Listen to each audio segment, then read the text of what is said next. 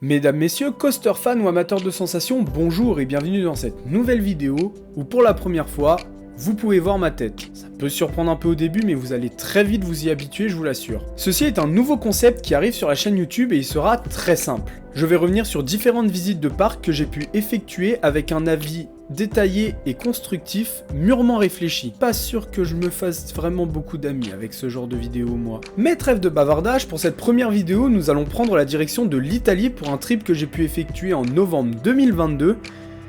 Et il y en a des choses à dire. Je vous rassure, les prochaines visites seront plus récentes et plus fournies en termes d'images que celle-ci. Allez, je vous emmène donc faire un petit tour à Gardaland, attention à la dispatch, et c'est parti.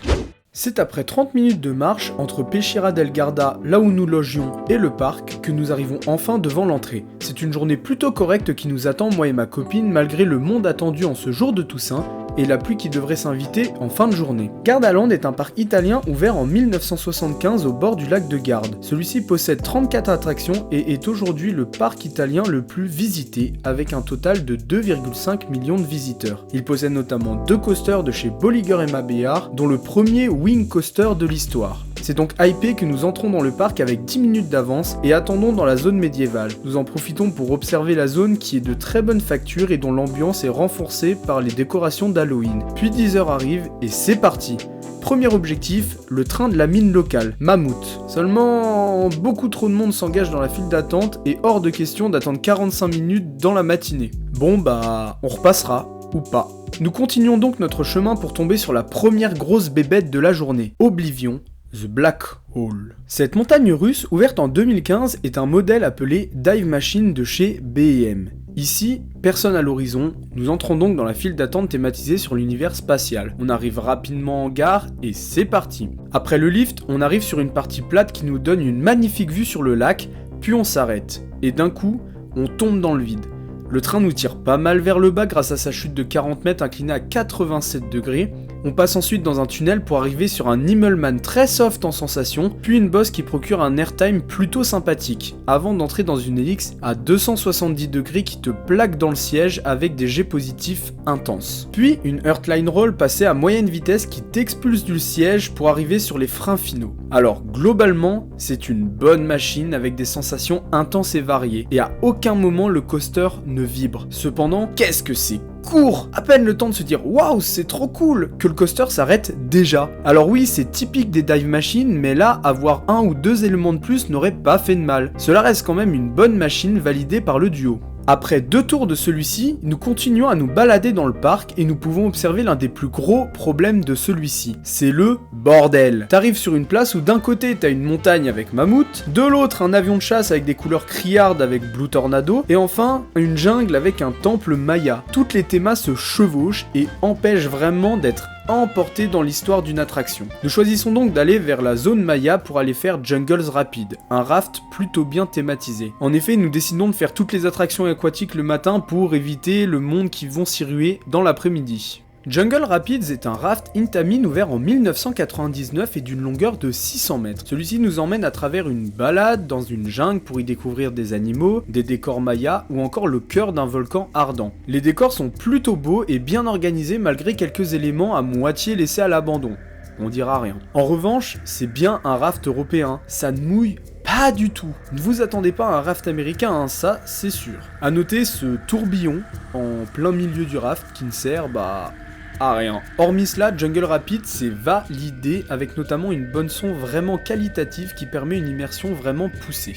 On continue donc notre tour des attractions aquatiques en passant par un portail magnifique qui nous permet d'entrer dans la zone juste à côté du raft. C'est avec étonnement que nous découvrons la magnifique zone de l'attraction Fuga da Atlantide. Celui-ci est un shoot de chute Intamin inauguré en 2003.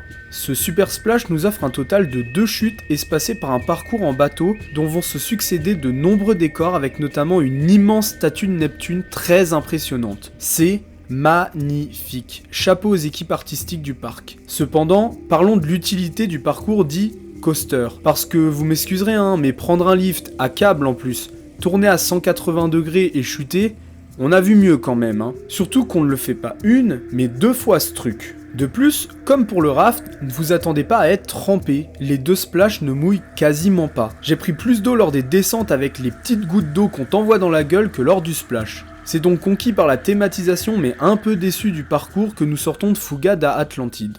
Mais dis donc, il est déjà 14h, ne serait-il pas l'heure d'aller manger par hasard? C'est donc dans ce canyon où se situe une sorte de village américain que nous décidons de nous arrêter dans le Pizza Saloon afin d'y manger, Italie oblige, une pizza. Celle-ci ne fut pas de très grande qualité, mais pas non plus ignoble à manger. De plus, j'ai trouvé les prix plutôt raisonnables pour un parc. Nous ressortons donc du resto moyennement satisfaits, mais rechargés pour enchaîner avec l'après-midi qui va être très chargé. En effet, au vu du nombre de personnes présentes dans le parc et des temps d'attente qui explosent dépassant les 60 minutes de partout, nous décidions de prendre des Gardaland Express, les fast-pass locales. De base, je ne suis pas très fan de cela, mais c'est peut-être la seule fois qu'on ira dans ce parc, donc autant rentabiliser au maximum cette journée. Parlons-en de ces fast-pass. C'est une bonne initiative, cependant, personne ne respecte les heures à laquelle ils doivent rentrer dans l'attraction, ce qui entraîne une file d'attente dans la file fast-pass. Ne posez pas la question, on n'a pas de réponse. Du coup, les fast-pass entrent en premier et la file d'attente normale n'avance jamais. Faire 1h10 de queue au lieu de 45 minutes en file normale parce qu'il y a 20 minutes de queue dans la file fast-pass, on a vu mieux en termes de rendement quand même, hein. Mais bref, passons. Après avoir fait une petite balade digestive dans Jungles Rapid grâce au fast-pass, nous nous dirigeons vers le second gros coaster du parc, Raptor. Ah, je l'attendais celui-ci.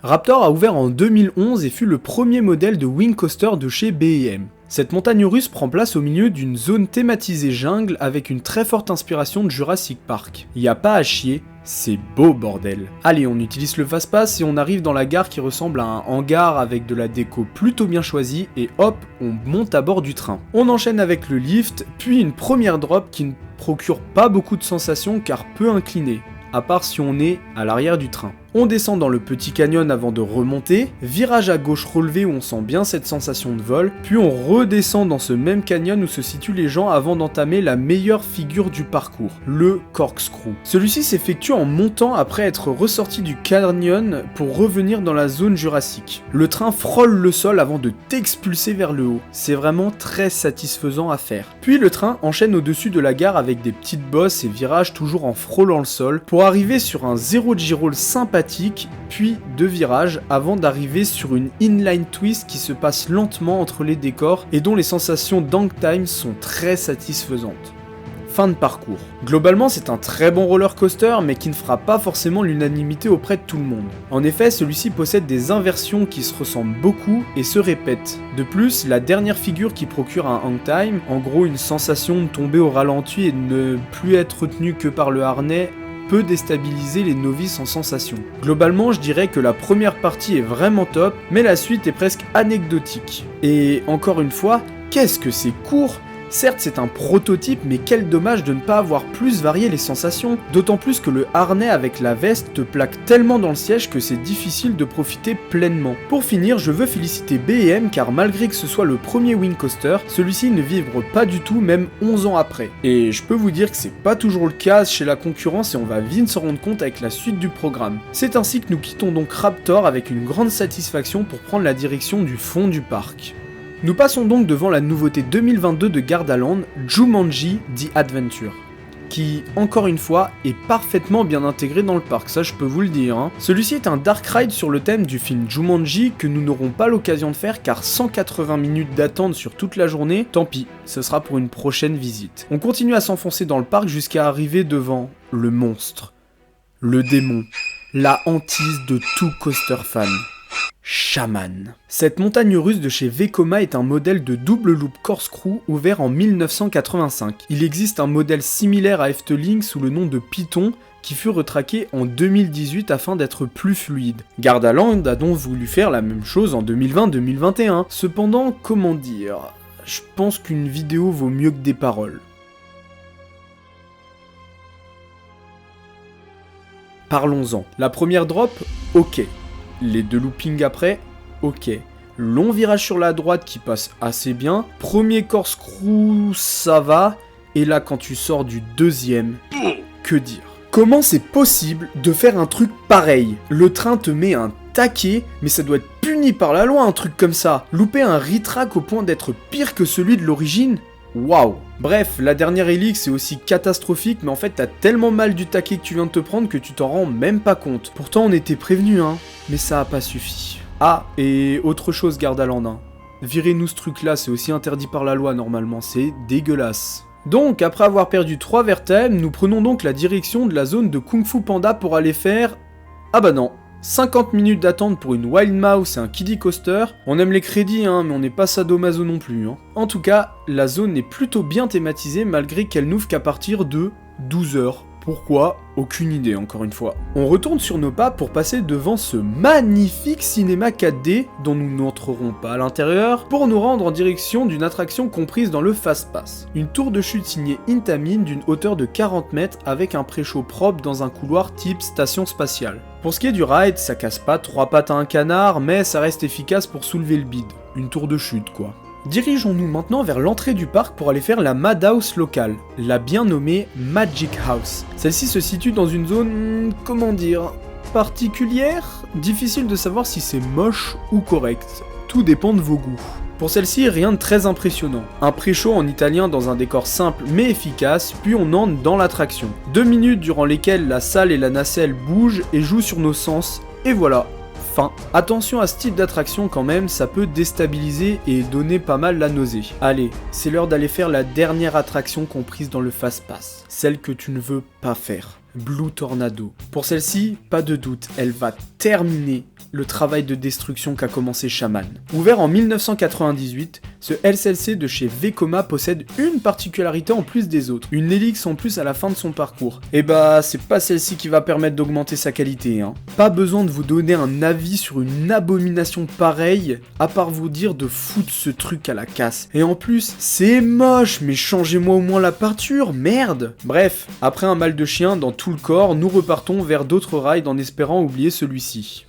Il est à présent 16h30 et le parc commence progressivement à se vider. Nous décidons donc de prendre la direction de Raptor pour nous faire un avis plus précis sur celui-ci avec un coaster bien chaud. Les premières gouttes de pluie avec le coucher de soleil en arrière-plan donnent un goût vraiment particulier et plaisant à ce tour. Les sensations sont beaucoup plus présentes que le matin. D'ailleurs, petit conseil, faites-le à l'arrière, donc en last row, plutôt qu'à l'avant, en first row. Parce que le problème de ce coaster, c'est qu'on est freiné dans les descentes quand on est devant. Donc si vous voulez vraiment des bonnes sensations, allez à l'arrière.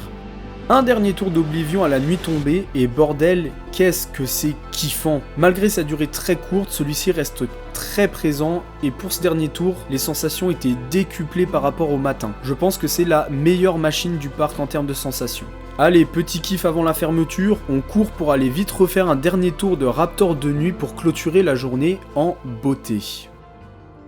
Et c'est ainsi que nous quittons le parc satisfaits de cette journée malgré le monde. Petite déception de ne pas avoir pu faire toutes les attractions comme Jumanji ou Mammoth, mais cela nous donne une occasion de revenir. Dans l'ensemble, Gardaland est un très bon parc avec de nombreuses attractions de très bonne facture, ainsi que des zones thématiques magnifiques. Le petit bémol porte sur les transitions entre les zones qui sont parfois brutes et détruisent l'immersion. Cependant, le parc envisage des travaux notamment à côté de Jumanji pour améliorer cela, donc on ne doute pas du fait que les prochaines visites seront meilleures. À part quelques problèmes au niveau des files d'attente et des débits détruits par les fast-pass, ainsi qu'une bouffe plutôt moyenne, c'est un très bon parc que je recommande si vous passez dans le coin, surtout que le cadre est super. Voilà, cette vidéo est à présent terminée, j'espère qu'elle vous a plu. N'hésitez pas à me donner votre avis en commentaire sur ce nouveau format de vidéo et vous dire s'il vous convient ou si vous préférez que ce soit fait autrement. En attendant, je vous invite à liker, partager et à vous abonner à la chaîne pour soutenir mon travail. Et je vous dis à bientôt pour une prochaine vidéo.